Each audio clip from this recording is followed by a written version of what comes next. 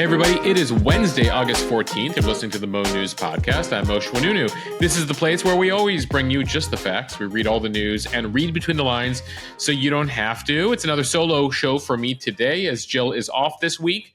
Should also let you guys know it's August 14th, which means it's National Financial Awareness Day. It's a relatively new holiday, but an important one, a good reason to check in on your finances, your investments, your retirement. Make sure you're on a winning path. I know for many of us, finances create anxiety. We recently had a conversation about this over on the Mo News Interview podcast with a friend of this podcast, Farnoosh Torabi. You may have read one of her books. You may listen to her podcast, the So Money podcast.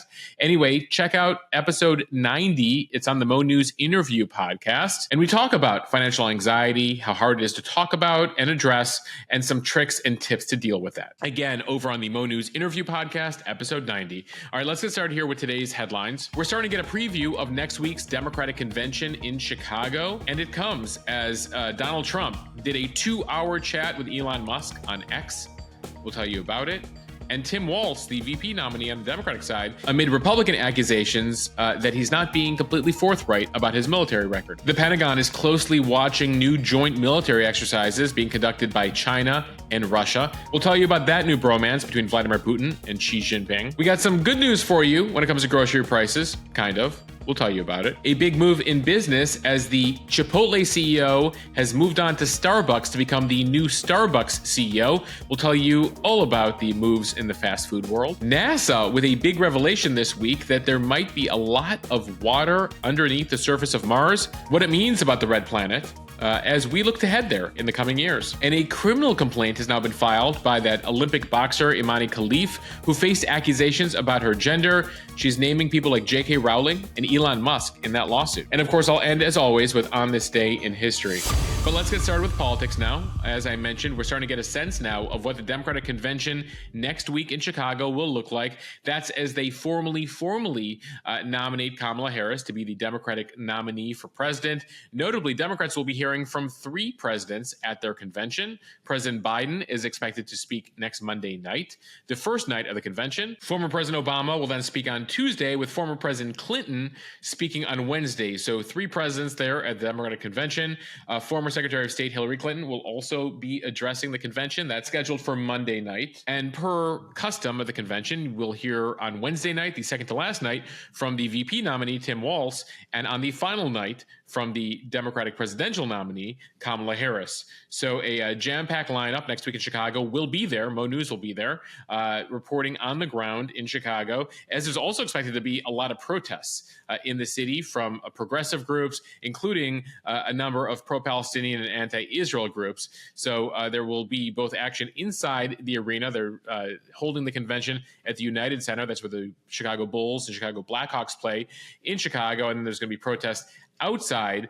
The last time we saw a convention in Chicago, 1996. It'll be a good excuse, everyone, for us to play one of my favorite clips in recent political history. Everyone at the 96 convention doing the Macarena that included, at the time, First Lady Hillary Clinton. It's probably one of the most viewed clips on our Instagram account all time. And, well, what better excuse than another Democratic convention in Chicago. All right, staying with politics here, and a story we've been diving into over on the Mo News Instagram account. Democratic vice presidential nominee Tim Walz defending his military record, speaking out yesterday amid attacks by Republicans, led by his rival, Senator J.D. Vance, who's accused him of stolen valor. Tim Walz telling a crowd on Tuesday at his first solo event as the VP nominee, "I am damn proud of my service to this country." We've told you that Walz served in the National Guard from ages 17 to age 41, 24 years in the National Guard. And he says he did it for, quote, "all the same reason all my brothers and sisters in uniform do. We love this country." It comes as Republicans, led by Vance, have attacked Walz over his military record, accusing Walz of exaggerating his record and retiring just before his unit received orders to go fight in the war in Iraq in 2005, 2006.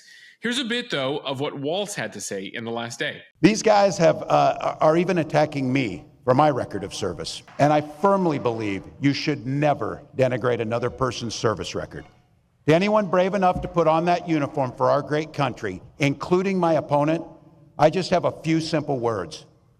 Thank you for your service and sacrifice. As we've been talking about, at issue for Walz is not the 24 years he served in the National Guard, but his claims about what his rank was at retirement and the fact that he got out, that he retired just months before the unit got the call to go to Iraq. Let's address these one by one. As for his retirement, he was in his early 40s, and while he says that he was aware that he might be deployed, that his unit might be getting orders to go to Iraq, he decided to retire because he wanted to run for Congress. This is the congressional seat that he ultimately would win and serve in for more than a decade. Also, as a leader on the Veterans Committee in Congress, asked about this, several members of his unit said that they were told in advance about his move. They do not feel abandoned, that he served for more than 2 decades, and they felt that he had a total right to retire when he did and go run for Congress. At the same time, though, there has been an editorial piece by 2 members of his unit saying the retirement was conveniently timed and they felt let down by the fact that he left when he did. I should note those defending him led the unit. They were leaders of the unit, and they went through the timeline here. It was February 2005 when he filed to run for Congress. March of 2005, the military then told leaders of his unit that they may be deployed to Iraq in the future. Several months later, in May of 2005, Walz, now 41 years old, officially retires after 24 years of service, and he had conversations while the formal filing happened in May. He had conversations in the months previous with the leaders of his unit about his plans to retire. Later that summer, in July of 2005, that's when his unit was officially notified that it will be mobilized to Iraq. They would eventually be sent there in 2006 and serve nearly a year and a half till the fall of 2007. At that point, Walz had already been in Congress for about 9 months. All right, so that's one element of this, the retirement timing. And then there are the allegations here of exaggeration or potential exaggeration of his record. First, Walz has repeatedly said that he retired as a command sergeant major, the rank command sergeant major. That isn't technically true. While he did serve as a command sergeant major, he retired as a master sergeant, a lower rank, because he hadn't completed the required coursework to be able to retire at that higher rank. So he served at the rank of command sergeant major, but retired at a lower rank. That led the Harris-Walz campaign to have to revise his bio on the website last week. And then there are elements here that he has invoked his service abroad in Operation Enduring Freedom, the war on terror post 9/11. And then there are allegations that he's implied that he did fight in combat. Now, while he hasn't said that explicitly, he has let people have the impression that he served in Afghanistan in the war on terror, often talking about his service in Operation Enduring Freedom, even though the National Guard unit that he was in technically spent time in a base in Italy, supporting the efforts in places like Afghanistan. So nothing explicit here, but at times a bit misleading, you could say. Walz has never said explicitly that he fought in combat, but he has implied that he's carried weapons of war at war. So those are a couple of the quotes that Republicans are pointing to. At the same time, Walz notes that he served 24 years in the National Guard, that he could have retired after 20 years. He was eligible, but because of 9/11, he decided to serve 4 more years in the Guard until 2005. Republicans are accusing him of stolen valor, broadly intended to mean that he's claiming credit for something he didn't achieve in the military. There is something called the Stolen Valor Act that was passed more than a decade ago and makes it a crime to claim to be the recipient of various military medals and badges. That's not what Walz is accused of. So they're throwing around the word here, stolen valor. But ultimately here, he left an impression of a higher rank because he had served at that rank, but didn't retire at that rank, again, leading to a fix on the website there. A Harris campaign spokesperson saying that Walz misspoke in various statements over the years and that he is proud of his service. I mentioned J.D. Vance, his VP counterpart on the GOP side, is among those leading the fight here against Walz. Vance saying, "I'd be ashamed if I was him and I lied about my military service like he did." We should note Vance, for his part, served 4 years in the Marine Corps, and part of that was a 6-month tour in Iraq where he served as a military journalist. So Vance didn't see combat, but he makes a point that he actually served in the war while Walz retired just before his unit went to war. We asked you guys about it over on the Instagram account, specifically the vet community, your thoughts on this back and forth. What we're hearing from many of you is this type of ragging on one another happens a lot among veterans in the military. I did this, you did that, you didn't do this, I didn't do that. It's unclear here, and some of you vets are annoyed by that. You think that we should all be complimenting one another for their service as opposed to specifically picking it apart here.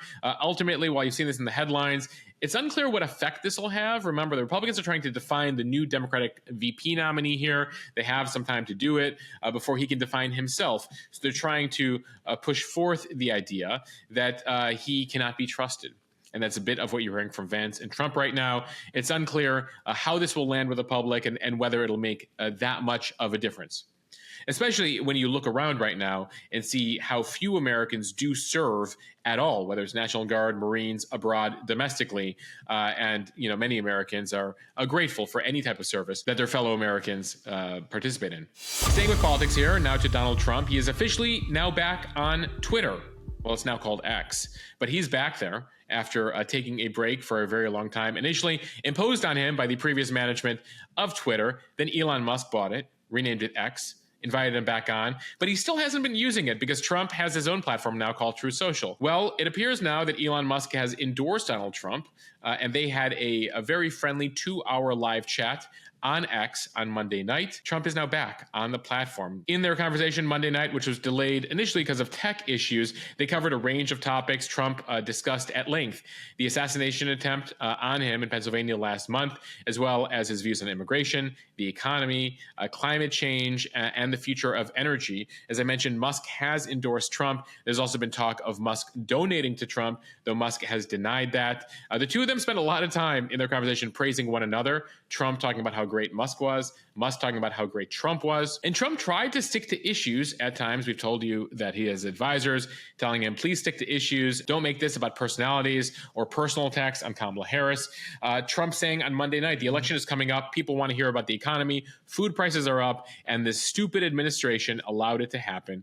It's a shame, and that's the thing people care most about. He referred to Harris as a San Francisco liberal who has changed her tune. At the same time, he often went on in his responses, jumping around in his answers and engaging in some of the name calling that we're familiar with, calling Illinois Governor J.B. Pritzker a loser, calling Harris incompetent, and claiming that Biden is close to vegetable stage when it comes to his mental capacity these days. These are among the things Trump said in the 2-hour chat there. As I mentioned, there were hiccups getting on the live stream.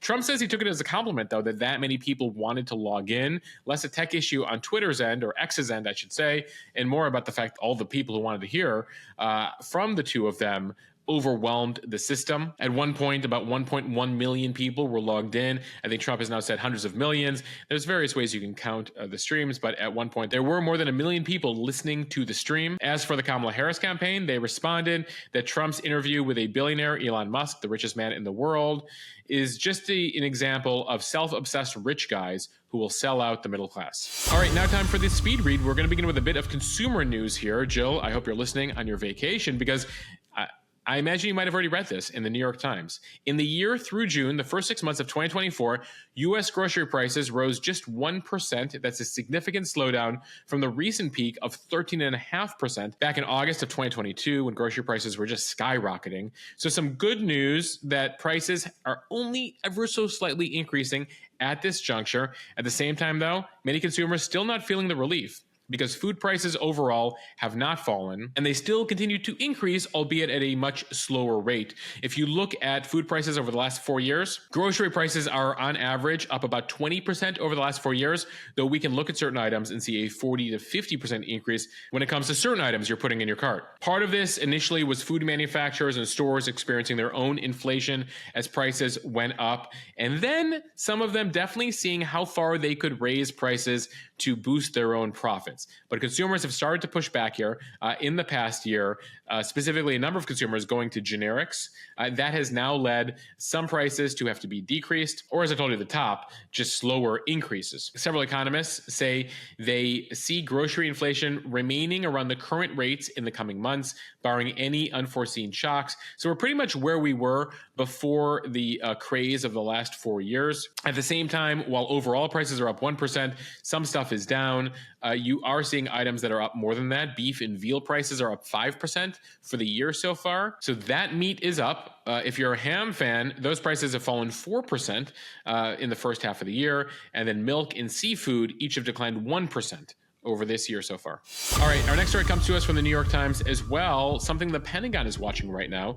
China and Russia have pressed an informal political and economic alliance against the West. Now they're stepping up war games. We told you about the military exercise that the two of them recently conducted up near Alaska in the Arctic. Chinese and Russian long-range bombers patrolling together. Days earlier, the countries held live-fire naval drills in the South China Sea.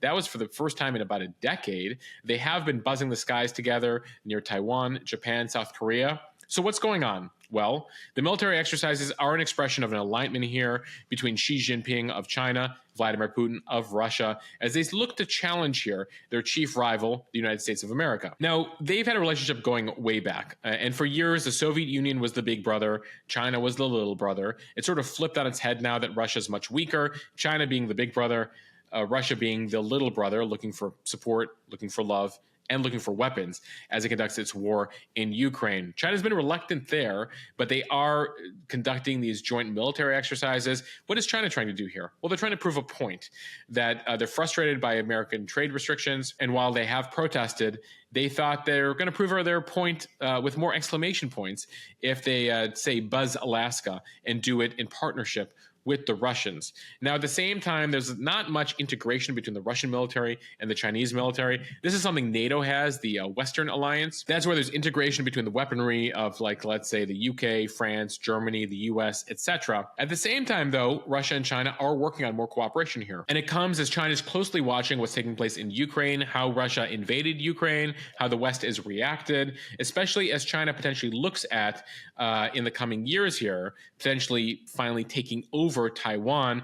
They don't have territorial control of Taiwan. We've told you about this issue for a while now. It's the subject of a recent Mo News interview podcast with Jim Sciutto. China wants to reunite historic China. That includes the island of Taiwan, which they de facto have recognition of. Nearly everyone in the world recognizes Taiwan officially as part of China, but Taiwan has its own democratically elected government, its own military, is a democracy, and is supported with weapons from the U.S. And so China is looking to close that in the same way. And so China is really looking here in the coming years to take over Taiwan by any means necessary. And they're looking at the Russian example in Ukraine for how not to do it and for how to do it, and potentially hoping that Russia can help them in some way against Taiwan, potentially in the coming years by creating a distraction for the West when China makes its move on Taiwan. All right, some business news now from CNBC. Starbucks facing slowing sales for its lattes and frappuccinos, a slumping stock, agitation for activist investors, abruptly ousted its CEO yesterday, replacing him with the chief executive from Chipotle. Brian Niccol, who's held the top position at Chipotle since 2018, will take the helm of Starbucks next month. He will replace Laxman Narasimhan. Laxman only took over Starbucks last March. He took over for Howard Schultz, the first chief executive who founded Starbucks and made it the multi-billion-dollar empire that it is. Schultz stepped aside last year. Narasimhan was the first chief executive from outside the company, handpicked by Schultz, and he didn't do very well. Analysts and investors were cheering the move so much yesterday. The ousting of the current CEO, the bringing in of Niccol of Chipotle. The Starbucks stock went up 20% yesterday. It comes as Starbucks is struggling right now with a couple of its biggest markets, the US and China, softening sales right now. They also have some activist investors who've gotten involved in the board there. Elliott Investment Management, which started taking a position in Starbucks, has been pushing the company to make changes here. Narasimhan, the most recent executive, had little to no experience running restaurant chains. He had gotten some training and then tried his best. It didn't work out. Niccol, on the other hand, has previously run Taco Bell. Then he went on to Chipotle, as we mentioned. And so they're very excited here that he can turn around things at Starbucks. All right, some science news from CNN now. Data from a recent NASA mission has revealed evidence of an underground reservoir of water deep beneath the surface of Mars. A team of scientists estimates that there may be enough water trapped in tiny cracks and pores of rock in the middle of the Martian crust to fill oceans on the planet's surface. In fact, they think there's so much water under Mars that if somehow they were able to tap it, it would cover the entire entirety of Mars to a depth of 1 mile, basically turning the red planet into a blue planet like ours, but the entire surface would be water. Now, this data comes to NASA from the InSight lander, which used a seismometer to study the interior of Mars from 2018 to 2022. They've been looking at the data here, and this is what they have figured out. There's a lot to discover on a future mission to Mars. Right now, NASA is hoping to get there with human astronauts in the next decade, in the 2030s. But there'd be a lot of issues getting to that water because it apparently is located between 7 miles and 12 miles beneath the surface. This is all laid out in a new study in the journal Proceedings of the National Academy of Sciences, if you're interested in reading further into this. So for all of us looking for life on Mars, apparently the place to look is about 7 miles below Mars, because water, of course, means there could be life. So there might still be life on Mars today, microscopic life, even in that water below the ground. And even if there's no longer life in Mars, there is belief that there once was life on Mars, because billions of years ago, Mars was a warmer, wetter place. Based on evidence so far that NASA's figured out, there were ancient lakes, river channels, delta, rocks altered by water. But the red planet, for some reason, about 3 billion years ago, lost its atmosphere, which effectively ended the wet period on Mars. An atmosphere like ours on Earth, where we have things like oxygen and gravity, and an atmosphere and stratosphere that protect us. Scientists still aren't sure why Mars lost its atmosphere. They are still looking into this, trying to recreate conditions of what could have happened 3 billion years ago that led Mars to lose its atmosphere.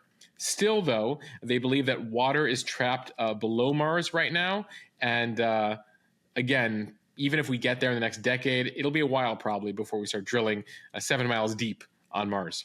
All right, some sports news, because the Olympics still is putting out headlines days after the Summer Games ended in Paris. From Variety magazine here, J.K. Rowling and Elon Musk are among those who have been named in a criminal complaint filed to French authorities over alleged acts of, quote, aggravated cyber harassment against the Algerian boxer Imani Khalif. We told you about Khalif. She faced allegations about her gender, and then despite all of that, went on to win the gold medal in women's boxing in one of the weight classes last week. Well, Khalif's attorney is now confirming to Variety that Elon Musk, J.K. Rowling, and others are mentioned in the complaint posted to the Anti-Online Hatred Center of Paris's public prosecutor's office. So the French here are apparently going to investigate X and other people who Imani Khalif claims harassed her in the recent weeks. Khalif spent much of the games at the center of a very controversial dispute about her gender eligibility that reverberated around the world. Despite being born female and not identifying as transgender